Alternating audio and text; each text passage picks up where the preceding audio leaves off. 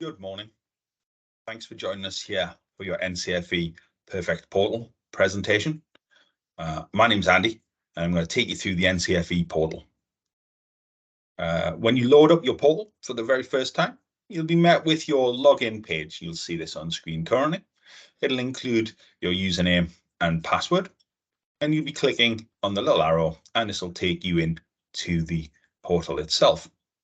However, if you are struggling with the portal access, there is options for forgotten username and forgotten password. These will email links to you to allow you to get back in, and we can then support you. If you're really struggling, down in the bottom corner, there is a web chat function, and we can help you out that way as well. So once we've loaded up our portal, it'll take us to our home page. On the portal homepage, you'll first of all be met with any pop-ups that are available. So these are active notifications to help you and support you as a center. So as you can see, the notification on there is about Christmas and when we're available in terms of support services. In order to get around that and close that off, just simply click the close button, and that will then take you to your standard portal welcome page. In the top left-hand corner, you'll see your search bar. So you'll see search and then registration, my learners, bookings, results, moderation, grading, certification, support, and then the My Account tab.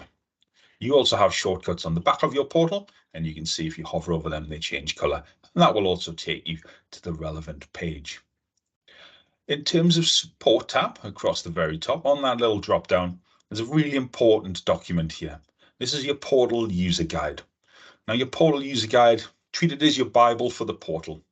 This will provide you with all of the information that you require in order to navigate the portal, input information into the portal accurately and correctly. And this is a really good self-help tool. I'll give you a little screenshot of that now. As you can see, it comes with a contents page, and those contents pages are all hyperlinked. So you can click in to wherever you need to go, and it will show you the information you require. So for example, managing learners, you'll be able to see your learner screen. The headings are in bold, so it will take you to the relevant page, and step by step, we can see where we're going in order to update the details. It also includes screen grabs and screenshots, as everyone learns very, very different, as we all know, working in education. We're going to come back to the portal there now, and we'll refer back to the portal user guide slightly later in the presentation. So, with the portal in front of us, we're going to look at registering learners, because at the start of an academic year, this is probably the first thing that you're going to want to do and make sure it is accurate and correct. There are several ways to upload learners.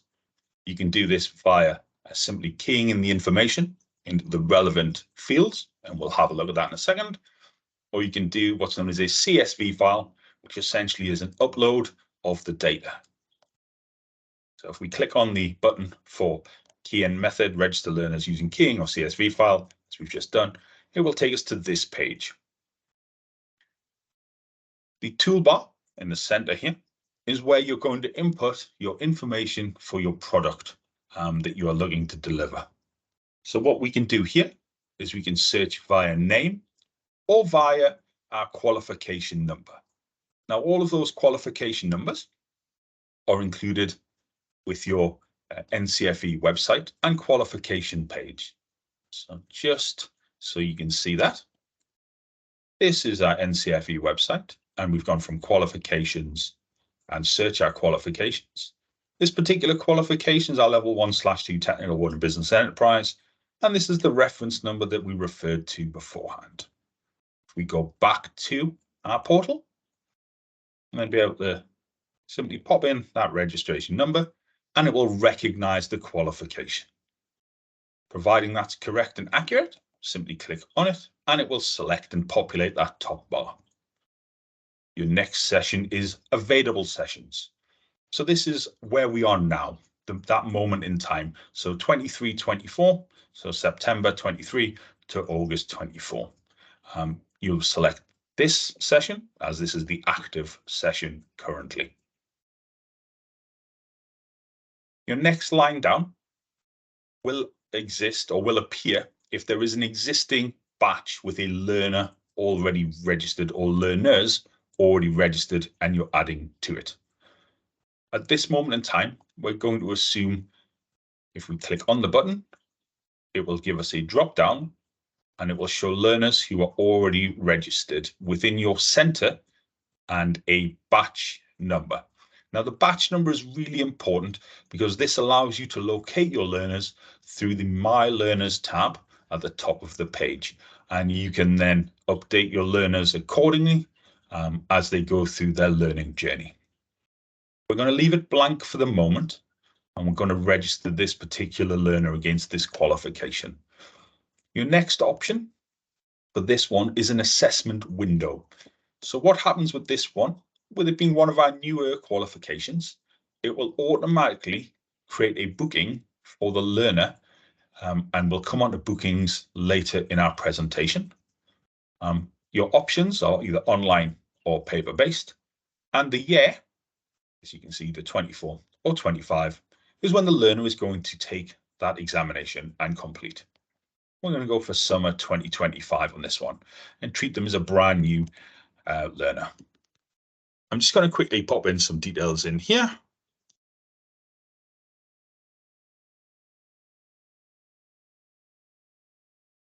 And in terms of the information that needs to be completed, you'll see that it has a star assigned to it for your mandatory fields.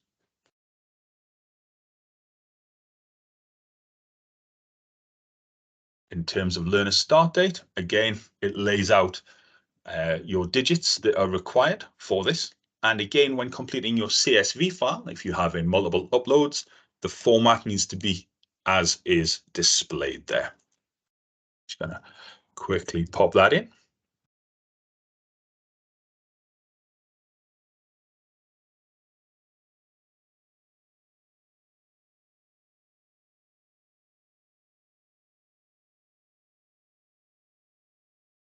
That includes his date of birth as well.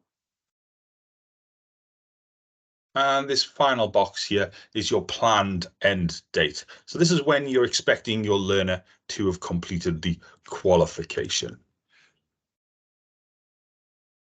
So as we saw above, you can see summer 2025. So we'll pop that in as a completion date. Now, please be aware, just as a bit of a guidance and a side note, this date is not set in stone. We will not be frustrated as an organization. There's not an issue with that date and learners being certificated before then. This is just an approximate date for when expectation is that they will be certificated and complete. Your final option is country code. It's already defaulted to United Kingdom. Simply click add and make sure you have clicked add. You will then see the learner drop to the bottom bar below, and this will then allow you to add a further individual. If that's the only learner that we're adding at this moment in time, we would simply click next. This will give you some additional information.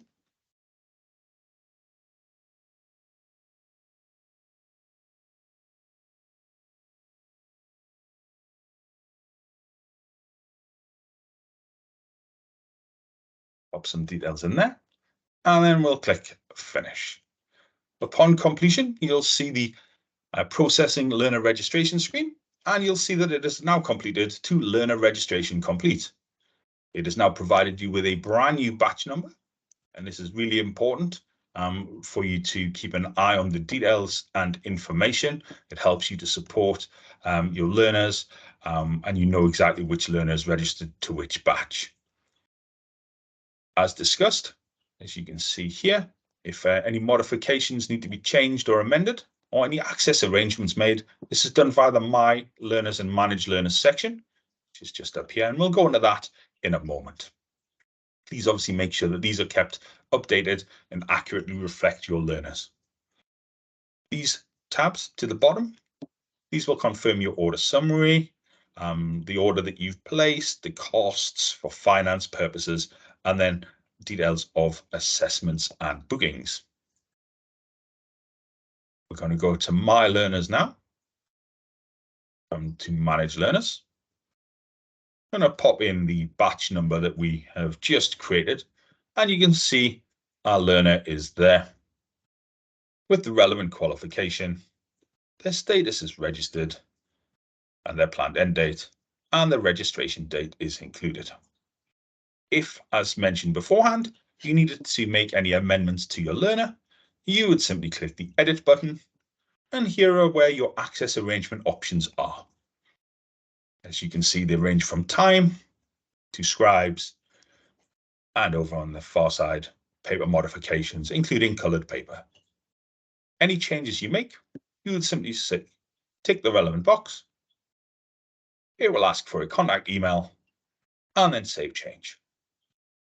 If that's not done, we won't be able to add in that extra time at that moment in time. So please do that upon registration or upon receiving updates for your learner. We'll close this box now. With this particular qualification, it is already assigned an assessment date, and we're going to look for the assessment information now. So to do that, we're going to go to Bookings. We're going to go into View Assessments, and that batch number that we talked about beforehand, we're going to use that to help us locate. We can see that we have the learner in front of us. We're going to pop a little tick to the box to the left-hand side. You'll see that now has gone blue. And then in the bottom right-hand corner, we'll see View Bookings. We can see the qualification now on the existing bookings page. We can highlight it. And if we scroll down, we'll see the learner that we have. It will then give us some further information about the qualification. So anything marked EA is an external assessment, and it'll show you the details of that, when that's going to happen. Obviously, this is our address because of the test system, but that would contain the address of where the documentation is going to be sent to, and then the assessment location. For the second part, which is the project work for this particular qualification, this one again is here, and it would have these options to download the information for yourself. There'll be a little zip folder as well in there. So that's the basics of viewing your bookings and registering one learner. Within your portal user guide, which we referred to earlier, as you can see, there is a section marked Bookings. You can click on that. And again, as we've shown, it will show you the screenshots and screen grabs. It will show different ways of locating the learners, and you can just cycle through that information. In terms of registrations, and so again, we've touched on, you have the key in method, which allows you to manually type it in, as we've shown already. There's an upload via a CSV file as well. Now, the one thing to mention with CSV files is that they cannot be amended or changed.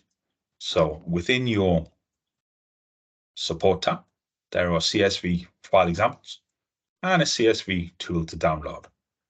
Please make sure that when you do complete a CSV file, you have enabled the macros to allow access to the system. You may need to speak to IT within your center, as occasionally this may be locked down to allow it to happen. As mentioned, please do not change or amend any of the columns, leave them all as they are. And at the far end of your CSV file, there is the planned end date and start date. And you may not see that initially. However, within registrations, you would then be back to this screen. You would pop in the product code and product number, and then you would choose file for yourself. You'll then upload your chosen file. It will highlight in here. The upload button will then go blue. You can click upload, and it will fill that documentation below, exactly the same as you saw with the individual key in method.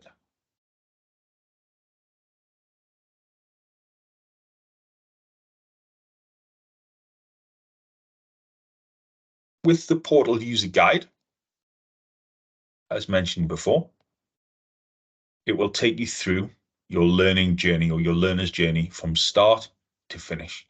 So as we can see, we have our registration section, our My Learners, our booking section.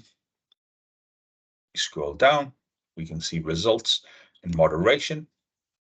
We can see certification and how to make a claim, and then managing user information as well. It's a really great tool, the Portal User Guide. It's a great self-help tool as well for if you're working after hours, shall we say, not that we do that very often. In terms of deals, I'm going to look at certification next for yourself within the portal. So we'll go to certification and then make a claim. Now we're going to look at a slightly different qualification this time and see if we can show you that process. So I have a batch number that I have prepared already. Andy, sorry, we've just got a question from Helen, if that's okay. Certainly, Helen. Thanks, Andy. I was just going to say, if a mistake's made in any of them and you click confirm, what should somebody do? Yeah, so if it's a registration that you've just completed, within the first 5 days of a registration being made on the portal, you can, as a centre, contact us directly and we'll talk you through the process of cancelling that. That first 5 days gives you the cancellation and a refund as well of the original registration. And you can then just re-register the learner on the correct qualification if it happens to be a qualification it's incorrectly completed. It's very straightforward, nice and easy, and obviously we're very helpful here within NCFE. Brilliant, thank you. No problem at all. Any other questions at this time? We'll move on. As we can see, what we've done is we've got this learner here. So we've got Bob. Bob has completed the NCFE Level 2 certificate in Understanding Nutrition and Health. We're in the certification tab at the moment, and we're looking to make a claim as this learner has completed all relevant work associated with this qualification. This one doesn't have an external assessment to it. So what we're doing is we're supporting and looking at how the centre you make a claim. So we're going to highlight Bob and we're going to click on Mark Units. Now within this section, you can see the units that make up this qualification. You would simply select the units that the learner has completed, and by clicking on them, you're now marking them as achieved. Once all the relevant learner units are highlighted, you'd simply choose Save Units. And again, at this moment in time, it will always ask for the internal quality assurer's name, and if your centre do so, the purchase order number. There will always be confirmation and a final tick box to confirm that this claim is listed as accurate and correct. Now, if there was an error once this claim is made, we have a process in place that supports you as a centre with an invalid claim form. So say Bob only completed 5 and didn't complete 6 of the units that we looked at before, but a full claim was made. This can be rectified by completing the claim form, and we can direct you to that. Once that's received, we can then process a reset of the system, and you can then make the relevant claim for the learner. Everything is always fixable. That's the one thing that I will always say that we can do for you here at NCFE. Just going to pop a little bit of information in there. We'll click Submit. You now see the claim certificate, and we can now see that this claim has been certificated and will issue the certificates based on the information provided. You can then review the relevant reports around the claim. What we now should see, we should then see the learner is then fully certificated in the final screen. So we can go back and check that information.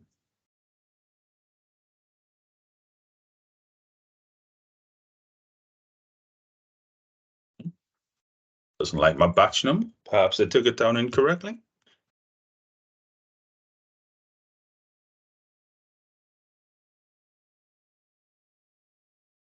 Okay, so Bob's still registered because this qualification needs a sign off from an EQA. So what would happen is that qualification, those claims will go off to an EQA to be verified.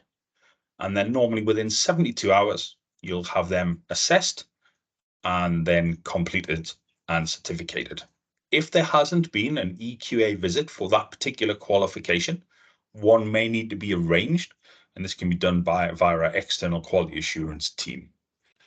You'll then see this change from registered into full certificate, and then the certificate will be available to view as an electronic certificate via the NCFE portal, or alternatively, will arrive within 7 to 10 days of the claim being processed.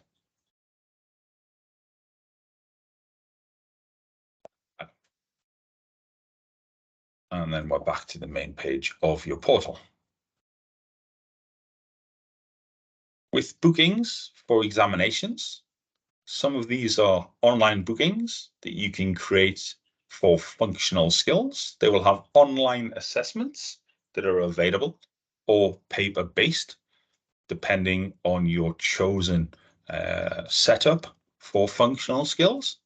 Paper-based is set up for internal within centre, and there is a lead time of 6 working days when making a booking for a paper-based functional skills exam.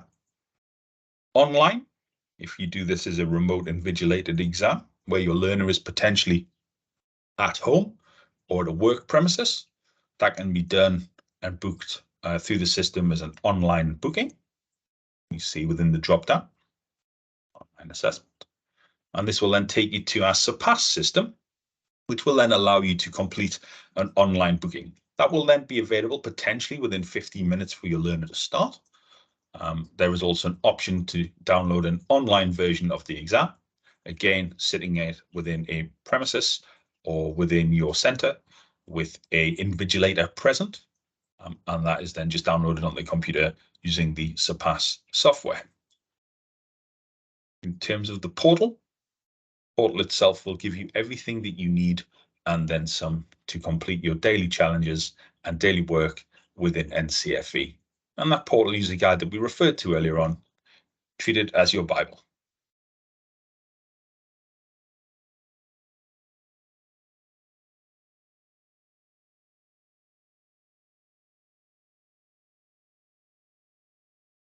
What I'm going to do now is I'm going to have a look at showing you how to book a functional skills examination.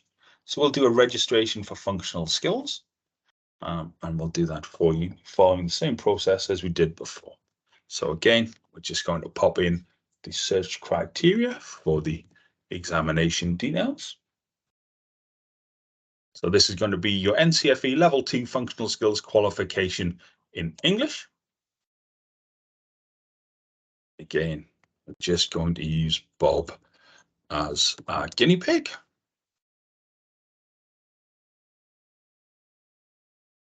And as before, we're still needing to fill in the relevant start fields because we're going to register him to start off with.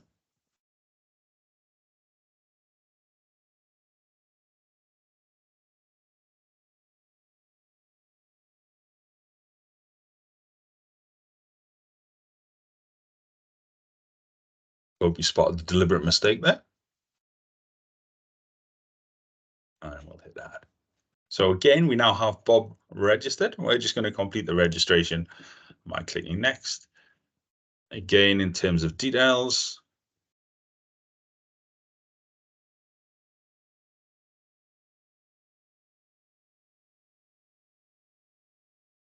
we're just waiting for the confirmation to process through. And again, we have our batch number, very important, your learner status reports, your order summary, and your claim forms.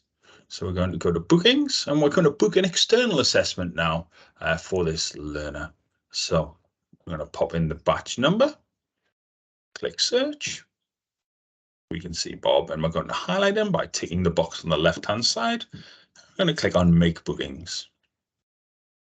Now, at this particular point, it's going to confirm the qualification that we're making the booking for, the product code, who's completed it, and the name of your learner.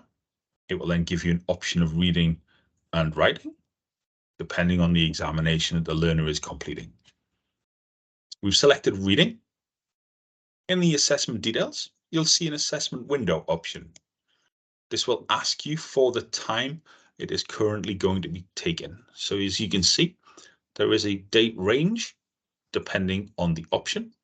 It will show you all of the functional skills options here, so you do need to be just a little bit careful in terms of the details when you are booking the information. So what we're looking for is we're looking for level 2, and we're doing English reading. So we can see level 2 English reading. We still have time to complete that one. It's got the address details on here. We're going to highlight if it's going to happen at the same place, and then we're going to select the assessment date. Now, there is a lead time for functional skills examinations, paper-based. As you can see, it comes up with the circle with the line through it, indicating it's not possible to book those dates. And that's because there's a 6-day lead time in order to get papers to centres. The only date that's currently available at this present moment is the 22nd of December. And that is down to the fact that we are then closed for that Christmas period. But we're going to select the date and we're going to select a time for this examination. And then going to click book entries. You'll then get confirmation. You must then again click book entries. Sometimes what happens is a sender will see this information and assume that it has been completed and then click away. That will not, unfortunately, book the examination. You need to have the confirmation on this final page for entries for assessment complete. Okay. Again, it will give you information for your external assessment confirmation report and your invigilation register as well. Now, with functional skills, it's split into 3 parts. For English, you have reading, writing, and speaking, listening, and communication. Now, speaking, listening, and communication has recently changed. This is now centre-led and centre-driven to increase the participation of your learners. The topic areas, they're all selected by yourselves as centres, and this should then lead to a greater interaction from your learners. If you would still like some support and information about the old topic areas that were available, this is contained within the NCFE website under the qualifications page. If you then search the functional skills qualification and then assessment materials and support materials, it will provide you with some additional data and information there to support. So that's a quick overview of the NCFE portal. Andy, we've just got a question from Patricia, if that's okay. Certainly, Patricia. Hi, I just wanted to check when we were looking at the portal for the external exams, we're looking at paper-based, but I know you've got a 45-day window for the ones that are online. What's needed to be clicked in order to get that sort of a longer period of time? So in terms of your online bookings, when you create an online booking for your functional skills, it will give you a breakdown of available dates when you are booking. So you would click on online assessment. It will take you to this screen, which is your Surpass setup. Now, depending on how you've been set up, you may have Surpass logins, you may not. And again, this will depend upon your center access and how they have requested. If online assessment is something that is required by your center or something that you're interested in, there is a form which you can fill in and we can then apply that to the center for yourself. Within the Surpass system, there is your opening page, which will give you key dates and key bits of information. Previously, it'll show that there was some issues with an iPhone 15 for remote invigilation. There is now advice on how that is corrected and that should then resolve any issues. You'd simply go into test administration, and then in the bottom corner, you'll come down to schedule test.